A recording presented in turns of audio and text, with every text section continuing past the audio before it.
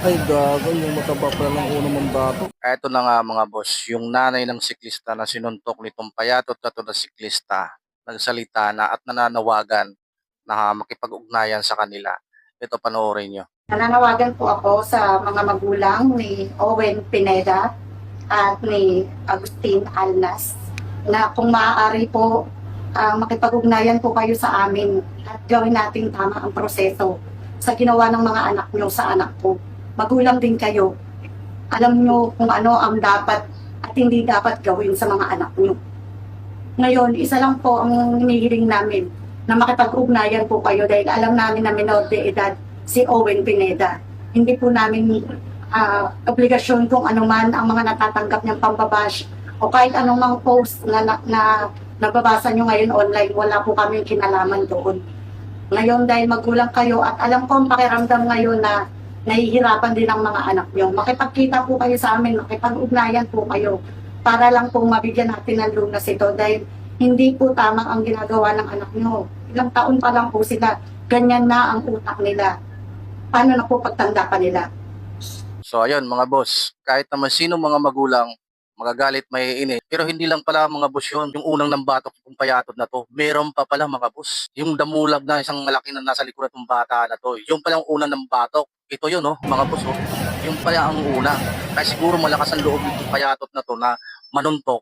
Kasi mayroong pinaguhugutan ng lakas ng loob na kasama niya. Yung pala yun mga boss. Kasi hindi naman gagawin to kung hindi siguro naudyukan itong damulag nito, nasuntukan itong siklista to na wala namang ginagawa. Kaya siguro daw nang nangyari mga boss. Kasi nga, kung wala kang kasama, kung walang nag-udyok sa'yo, hindi mo naman gagawin yung kapayatot ito. Kung tutusin, kayang-kaya nitong kayang-kaya nito sagasaan, tatalsik na to agad Sampitik lang to, ewan ko lang. Baka kung saan napulutin to Kaso, mahaba lang ang pasensya nito na sinuntok to mga boss Hindi niya lang nagawa Pinairal pa rin talaga ang pasensya nito. Don't believe ako sa batang yan.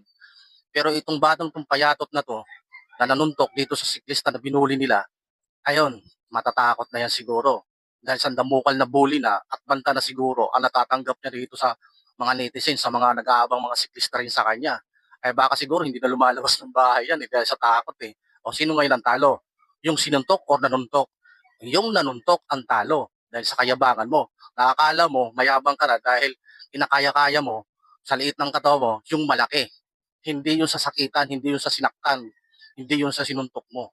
Na porque nanuntok ka na, alam mo mayabang ka na. Doon yan sa pagpapasensya. Yun ang panalo.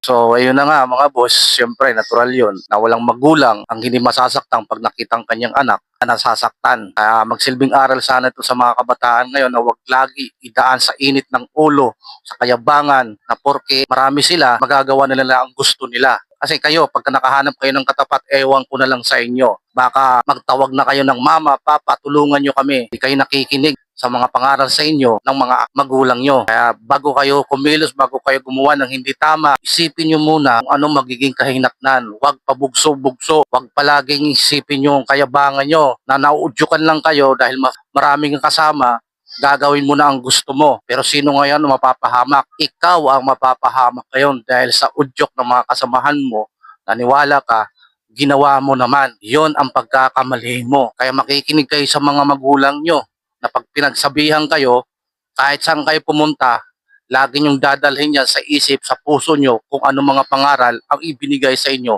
ng mga magulang nyo.